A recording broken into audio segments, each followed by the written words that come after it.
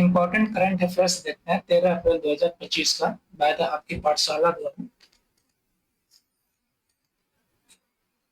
इसका पहला प्रश्न है, निम्नलिखित में से किस व्यक्ति को नाइटहुड सम्मान से सम्मानित किया गया है?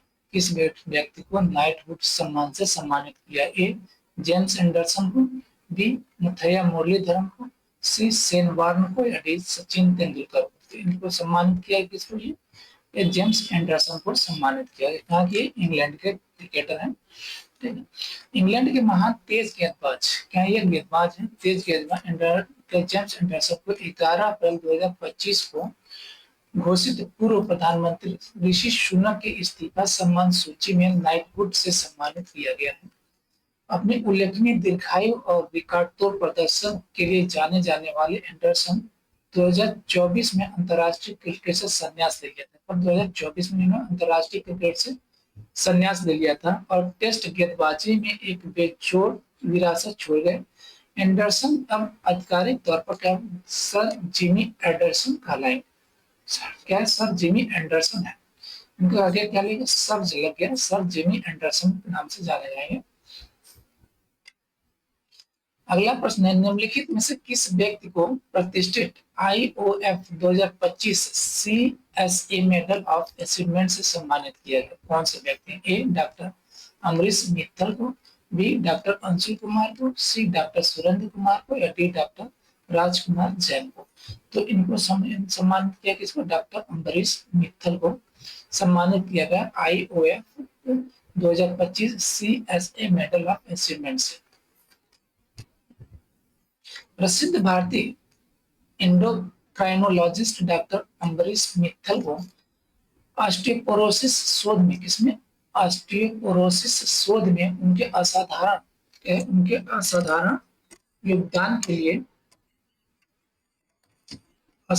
योगदान के लिए इंटरनेशनल ऑस्टियोपोरोसिस फाउंडेशन यानी कि IOF द्वारा 2025 कमेटी ऑफ साइंटिफिक एडवाइजर्स यानी CSA मेडल ऑफ अचीवमेंट से सम्मानित किया गया।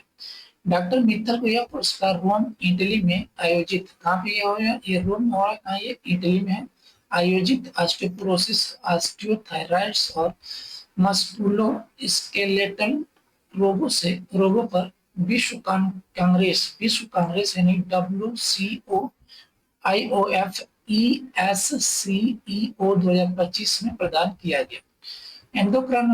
एंडोक्राइनोलॉजी और ऑस्टियोपोरोसिस के क्षेत्र में डॉक्टर मित्तल के अग्रणी कार्य ने इस बीमारी की समझ और उपचार को बहुत आगे बढ़ाया, खासकर भारत में।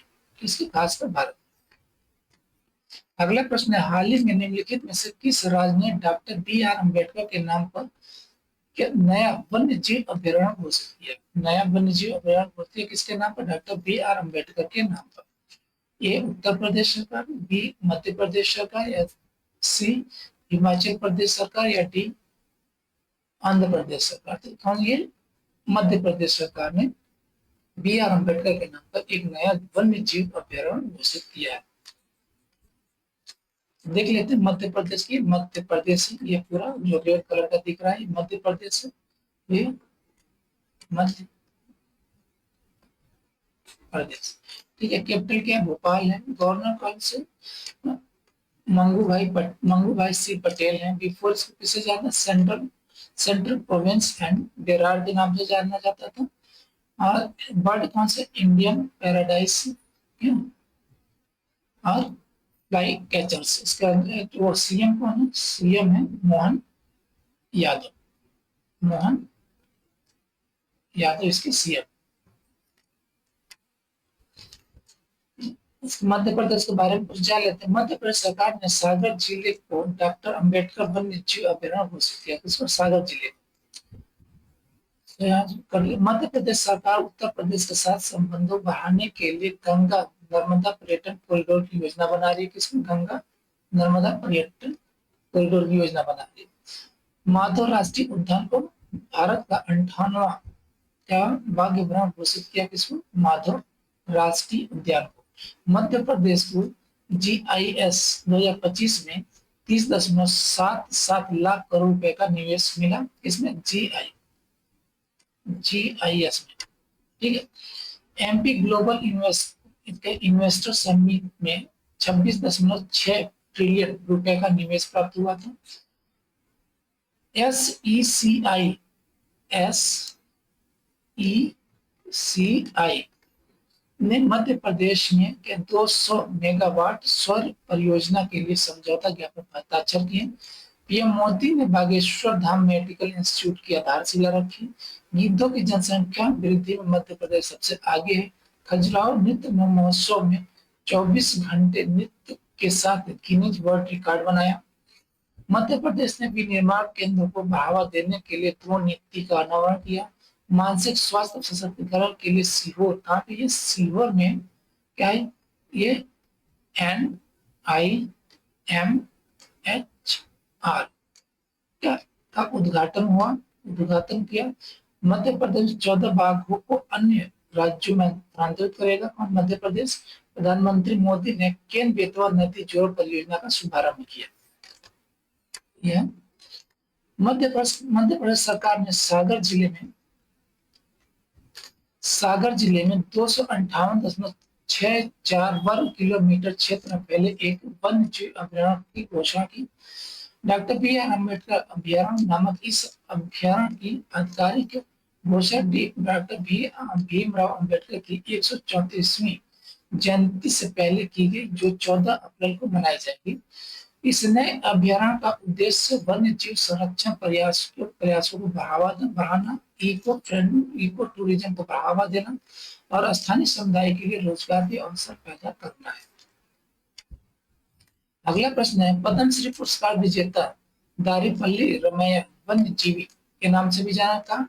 87 वर्ष की आयु में निधन हो गया। वह किस राज्य से थे? ए आंध्र प्रदेश से, बी तेलंगाना से, सी कर्नाटक से, डी तमिलनाडु से। पांच थे तेलंगाना से। तेलंगाना के बारे में जान लेते थोड़ा बहुत। तेलंगाना ने मानव अंग प्रत्यारोपण अधिनियम लागू किया। तेलंगाना सरकार ने 4 कल्याणकारी योजनाएं शुरू की हैं। तेलंगाना सरकार ने पोलावरम वन का चरला लिंक परियोजना का योजना विवरण का अनुरोध किया। तेलंगाना सरकार ने पोलावरम सिंचाई परियोजना का अध्ययन करने के लिए IIT की नियुक्ति की।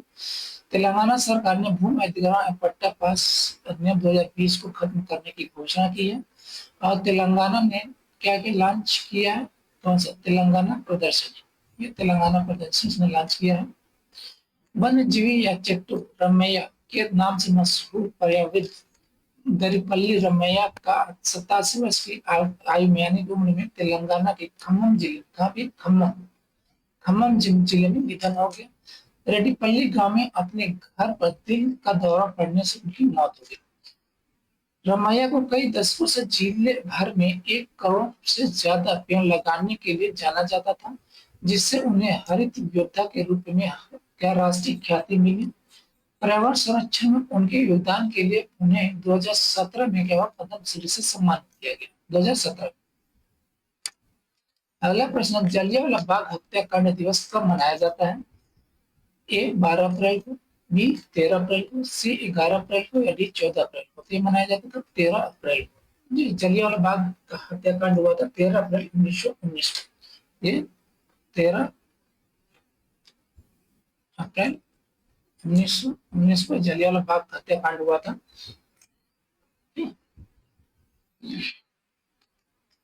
जलियांवाला बाग हत्याकांड 13 अप्रैल 1919 को अमृतसर पंजाब में हुआ था। कहाँ हुआ था? अमृतसर में, पंजाब में।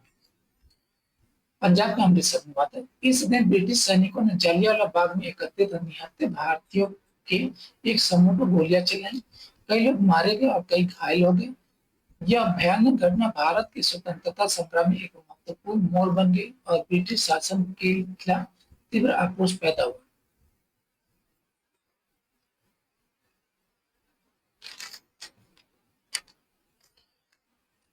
अगला प्रश्न है, कवच 5.0 से मुंबई लोकल ट्रेन सेवाओं में कितने प्रतिशत तक वृद्धि होगी? ए 20%, बी 30%, सी 35% या डी 40%। ये लगभग कितनी है? लगभग 30% वृद्धि होने की उम्मीद है। मुंबई की उपनगरीय रेल प्रणाली को एक प्रमुख तकनीकी बढ़ावा देते हुए केंद्रीय रेल मंत्री अश्विनी वैष्णव ने अगली पीढ़ी की स्वचालित ट्रेन सुरक्षा यानी कि एटीपी प्रणाली कवच 5.0 के कार्यान्वयन की घोषणा की। इस प्रगति का उद्देश्य ट्रेनों की आवृत्ति में 30% की वृद्धि करना, जिससे 80 लाख दैनिक यात्रियों को राहत मिलेगी। ठीक है। कवच न केवल खराब मौसम के दौरान ट्रेन की सुरक्षा को बढ़ाता है, बल्कि समय पर कार्रवाई करने में विफल होने पर लोको पायलट को स्वचालित रूप से ब्रेक लगाने में सहायता करता है, जिससे रेल का सुचारू और सुरक्षित संचालन सुनिश्चित होता है।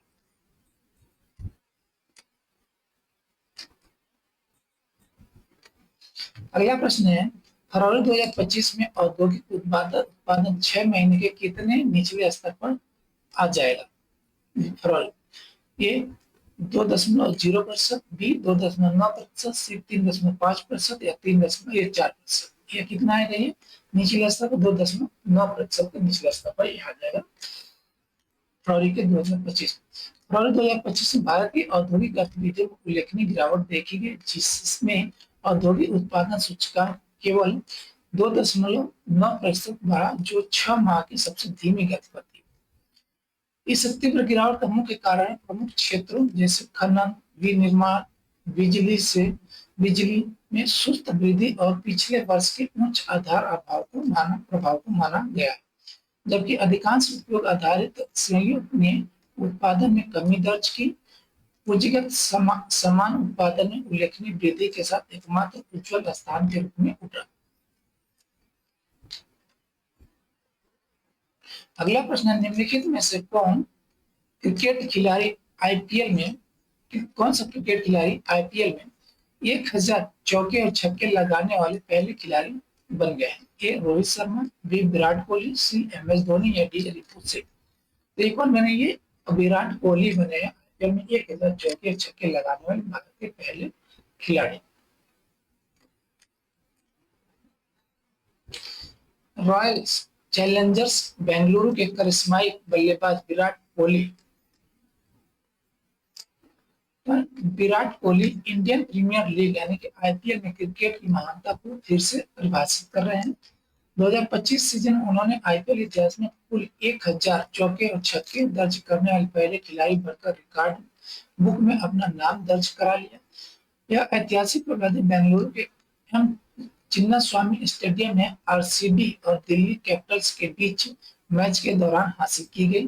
हालांकि कोहली की व्यक्तिगत उपलब्धि सबसे अलग है, लेकिन आरसीबी अपने घरेलू मैदान पर हार से बच नहीं पाई। ठीक है, आरसीबी अपने घरेलू मैदान पर हार से नहीं बच पाई। केएल राहुल और ट्रिस्टन स्टब्स की अगुवाई वाली डीसी की मजबूत टीम के सामने हार गई। क्या दिल्ली दिल्ली से हार गई है? ठीक है, दिल्ली कैपिटल से हार गई है आरसीबी। अगला प्रश्न है, लॉस एंजल्स ओलंपिक 2028 में पुरुष और महिला क्रिकेट की कितनी टीमें भाग लेंगी? ए 8, बी 6, सी 10 या डी 12। कुल कितने टीमें भाग लेंगी? ये 6 टीमें भाग लेंगी। ये 6 टीमें तो महिला और पुरुष में। क्रिकेट आधिकारिक तौर पर लॉस एंजल्स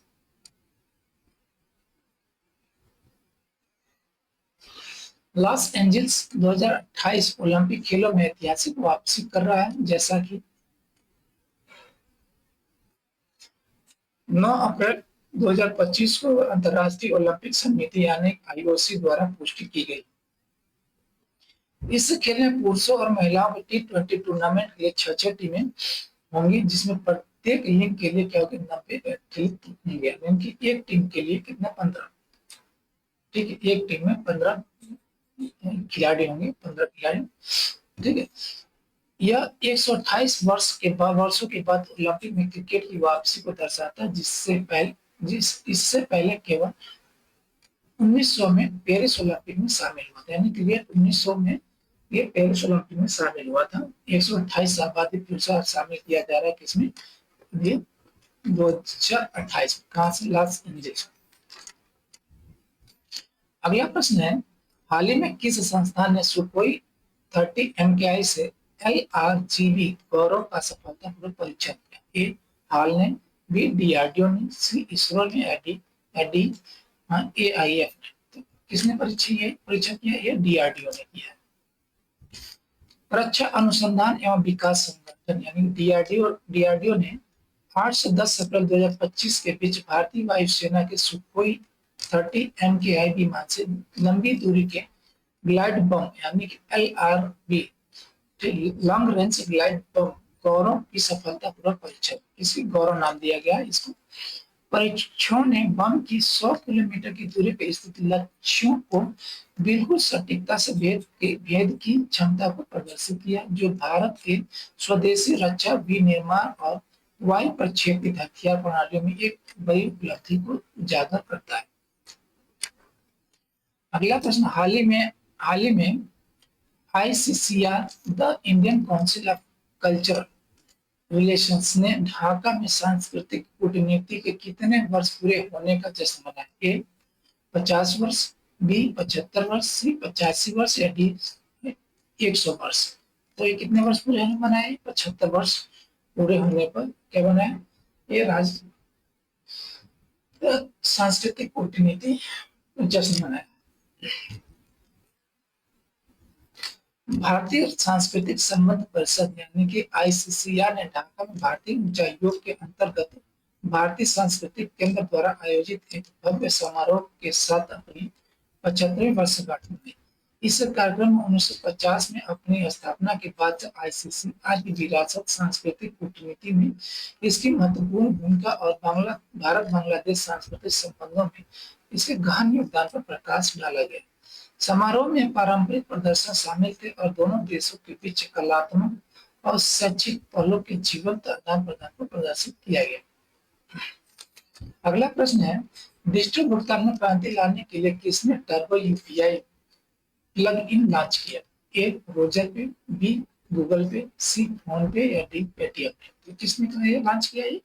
ये रोजर पे ने। फिनटेक प्रमुख रेजर पे ने NPCI भीम सर्विसेज लिमिटेड और एक्सिस बैंक के साथ साझेदारी में भीम वेगा प्लेटफॉर्म का लाभ उठाते हुए अपना टर्बो UPI प्लग इन पेश किया। यह उन्नत UPI समाधान लेन देन के दौरान बाहरी पुनर्निर्देशन की आवश्यकता को समाप्त करता है, जिससे उपयोगकर्ता ऐप के भीतर ही भुगतान पूरा कर सकते हैं। इस नवाचार पर भुगतान विफलताओं को कम करने, गति बढ़ाने, विश्वसनीयता में सुधार करने और एक सहज उपयोगकर्ता अनुभव प्रदान करने के लिए डिजाइन किया है, जो भारत में डिजिटल भुगतान के लिए एक नया मानक स्थापित करता है। अगला प्रश्न, हाल ही में हनुमान जयंती 2025 किस तिथि को मनाई गई? ए 11 अप्रैल को, बी 12 अप्रैल को, सी 14 अप्रैल को या डी 9 अप्रैल को। ये मनाया गया, ये 12 अप्रैल को मनाया गया। हनुमान जयंती एक विशेष हिंदू त्योहार है जो भगवान हनुमान के जन्म का जश्न मनाता है। वह हिंदू धर्म में सबसे प्रिय और सम्मानित देवताओं में से एक है। अपनी शक्ति, निष्ठा और भगवान राम के प्रति गहरे प्रेम के लिए जाने जाने वाले हनुमान की पूजा लाखों लोग करते हैं। 2025 में हनुमान जयंती शनिवार 12 अप्रैल को मनाई जाएगी, जो हिंदू महीने चैत्र की पूर्णिमा का दिन भी है। अगला प्रश्न, हाल ही में ISA the international solar alliance के देश साझेदारी ढांचे पर हस्ताक्षर करने वाला पहला अफ्रीकी देश कौन सा देश बना? ए दक्षिण अफ्रीका, बी मॉरिशस, सी सोमालिया या डी केन्या। ये बना कौन जी? मॉरिशस। पहला अफ्रीका का पहला देश बना है इस पे IS पे हस्ताक्षर करना।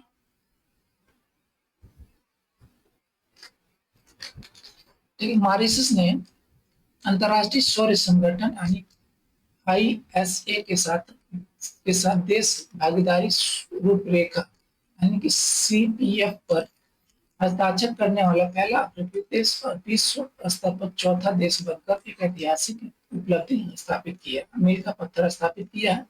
इस रणनीतिक समझौते का उद्देश्य देश के सतत विकास और ऊर्जा सुरक्षा लक्ष्यों के अनुरूप स्वच्छ ऊर्जा पहलों, विशेष रूप से सौर ऊर्जा पर आईएसए और मॉरिशस के बीच सहयोग को मजबूत करना है। सीपीएफ नवीन और स्केलेबल प्रौद्योगिकियों का अध्ययन केंद्रित करते हुए दीर्घकालिक सौर ऊर्जा सहयोग के लिए एक खाका के रूप में काम करेगा। विश्व स्तर पर चौथा बांग्लादेश, भूटान और क्यूबा के बाद यह समझौता करने वाला चौथा देश है। ठीक है, पहले से बांग्लादेश, दूसरा भूटान और क्यूबा कर चुके हैं, उसके बाद ये मॉरिशस से चौथा देश। आई आईएसए आईएसए का लॉन्च कब हुआ था? 2015 में। संस्थापक राज्य को 5 सदस्य भारत और फ्रांस। इसका मुख्यालय कहाँ है? गुरुग्राम में।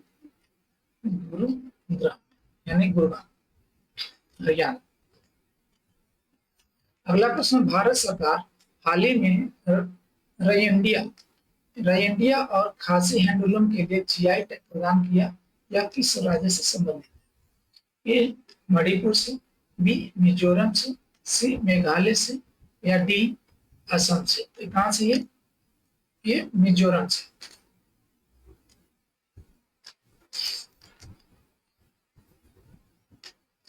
सॉरी, मिजोरम से, मेघालय से। ये मेघालय, मिजोरम गलत लगा दिया। कहां से? मेघालय।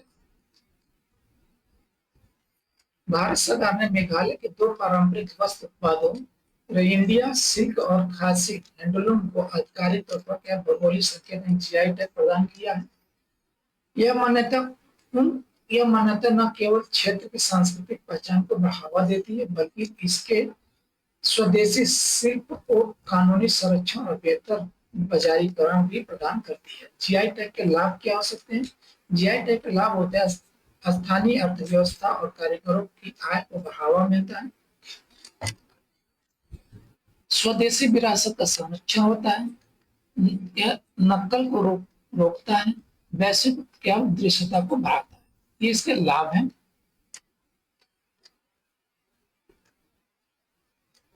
अगला प्रश्न है, निम्नलिखित में से किस देश का हवाई अड्डा विश्व हवाई अड्डा रैंकिंग 2025 की सूची में शीर्ष पर है? किस देश का हवाई अड्डा विश्व हवाई अड्डा रैंकिंग 2025 की शीर्ष क्या 2025 की सूची पर शीर्ष पर? ठीक है, एक बार और प्रश्न को देख लेते हैं। निम्नलिखित में से किस देश का हवाई अड्डा विश्व हवाई अड्डा रैंकिंग 2025 की सूची में शीर्ष पर है? ए सिंगापुर का हवाई अड्डा, कतर का, बी कतर का, सी जापान का, या डी भारत का? तो ये कौन सा है? कहाँ पे? ये सिंगापुर का हवाई अड्डा है। क्या विश्व हवाई अड्डा रैंकिंग 2025 की सूची में शीर्ष पर, पहले स्थान पर है ये सिंगापुर का हवाई अड्डा। विमानन उद्योग में एशिया का जलवा जारी है। 9 अप्रैल को मैड्रिड में आयोजित स्काईट्रैक्स वर्ल्ड एयरपोर्ट्स अवार्ड 2025 में इसके 3 हवाई अड्डे को शीर्ष स्थान मिला है। ये सिंगापुर चांगी हवाई अड्डा 13वीं बार दुनिया का सर्वश्रेष्ठ हवाई अड्डे का खिताब मिला। ये 13वीं बार है इसका लगातार। इसके बाद हमाद अंतर्राष्ट्रीय हवाई अड्डा दोहा कतर और टोक्यो अंतर्राष्ट्रीय हवाई अड्डा हेडका हनेडा जापान क्रमशः दूसरे और तीसरे स्थान पर है। यह रैंकिंग ग्राहक संतुष्टि, बुनियादी ढांचे, सेवाओं और नवाचार में उत्कृष्ट प्रदर्शनी को दर्शाती है। भारतीय हवाई अड्डा में प्रदर्शन देख लेते हैं। भारतीय हवाई अड्डों का दिल्ली अजियाई हवाई अड्डा भारत और दक्षिण एशिया का सर्वश्रेष्ठ हवाई अड्डा है। भारत और दक्षिण एशिया का सर्वश्रेष्ठ हवाई अड्डा है। बेंगलुरु कैंपरगौड़ा हवाई अड्डा भारत और दक्षिण एशिया का सर्वश्रेष्ठ क्षेत्रीय हवाई अड्डा, ये क्षेत्रीय हवाई अड्डा।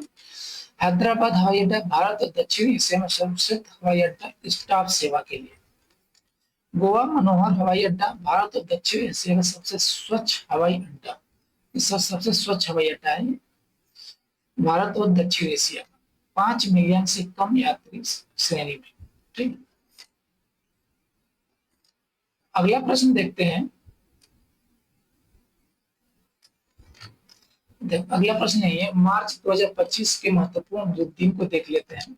1 मार्च को मनाया जाता है शून्य भेदभाव दिवस। इसका थीम है हम एक साथ खड़े हैं। एक मार्च को ही मनाया जाता है विश्व नागरिक सुरक्षा दिवस। नागरिक सुरक्षा जनसंख्या की सुरक्षा की गारंटी इसका थीम है। आत्म चोट जागरूकता दिवस भी मनाया जाता है 1 मार्च को। 3 मार्च को मनाया जाता है विश्व वन्य जीव दिवस। इसका थीम है वन्य जीव संरक्षण वित्त लोगों और ग्रामीण निवेश। विश्व श्रवण दिवस 3 मार्च को ही मनाया जाता है। मानसिकता में बदलाव कान और सुनने की देखभाल को सभी के लिए वास्तविकता बनाने के लिए खुद को सशक्त बनाए। 4 मार्च को मनाया जाता है कि राष्ट्रीय सुरक्षा दिवस। विकसित भारत के लिए सुरक्षा और कल्याण महत्वपूर्ण है। 5 से 7 मार्च को मनाया जाता है विश्व सतत ऊर्जा दिवस मनाया जाता है 5 से 7 मार्च। ठीक है। 8 मार्च को मनाया जाता है अंतर्राष्ट्रीय महिला दिवस। कार्रवाई में तेजी लाएं इसका थीम है। 10 मार्च को मनाया जाता है सीआईएसएफ स्थापना दिवस। 12 मार्च को मनाया जाता है मॉरिशस दिवस। और 12 मार्च को मनाया जाता है राष्ट्रीय धूम्रपान निषेध दिवस। ठीक है। मार्च का क्या है, मार्च माह का दूसरा बुधवार। 14 मार्च को मनाया जाता है नदियों के लिए अंतर्राष्ट्रीय कार्रवाई दिवस छुट्टी। ठीक है। और विश्व नींद दिवस भी मनाया जाता है ये 14 मार्च को। इसका क्या है, थीम है विश्व नींद दिवस को नींद के स्वास्थ्य को प्राथमिकता बनाए।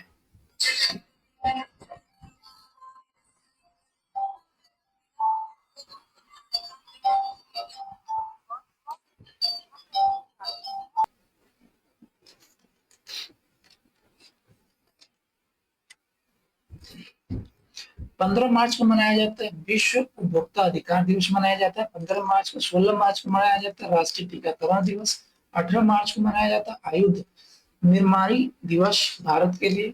और 20 मार्च को मनाया जाता है अंतर्राष्ट्रीय प्रसन्नता दिवस। 20 मार्च को मनाया जाता है।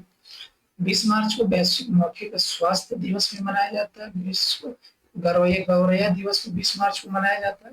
21 मार्च को मनाया जाता है विश्व डाउन सिंड्रोम दिवस। ठीक है। और 21 मार्च को यह विश्व वानिकी दिवस मनाया जाता है। इसका थीम है वन और भोजन।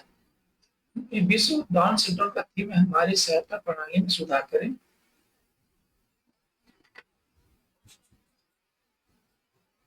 21 मार्च को मनाया जाता है एक विश्व कविता दिवस। और 21 मार्च को मानवाधिकार दिवस भी मनाया जाता है अफ्रीका में। 22 मार्च को मनाया जाता है विश्व जल दिवस। थीम है ग्लेशियर संरक्षण इसका थीम है। 23 मार्च को मनाया जाता है विश्व मौसम विज्ञान दिवस। थीम है इसका प्रारंभिक चेतावनी के अंतर को एक साथ बांटना। 24 मार्च को मनाया विश्व क्षय दिवस यानी टीबी दिवस मनाया जाता है। हाँ, हम टीबी को खत्म कर सकते हैं, प्रतिबद्ध हों, निवेश करें, परिणाम दें, इसका थीम है। 25 मार्च को मनाया जाता है गुलामी और ट्रांसलांटिक दास व्यापार के पीड़ित की याद का अंतर्राष्ट्रीय दिवस। व्यापारी पीड़ित की याद का अंतर्राष्ट्रीय दिवस मनाया जाता है। और जन्मे बच्चे का अंतर्राष्ट्रीय दिवस 25 मार्च को मनाया जाता है। 26 मार्च को मनाया जाता है मेरी के लिए पर्पल डे। 26 मार्च को मनाया जाता है। 27 मार्च को मनाया जाता है विश्व रंग मंच दिवस मनाया जाता है 27 मार्च को।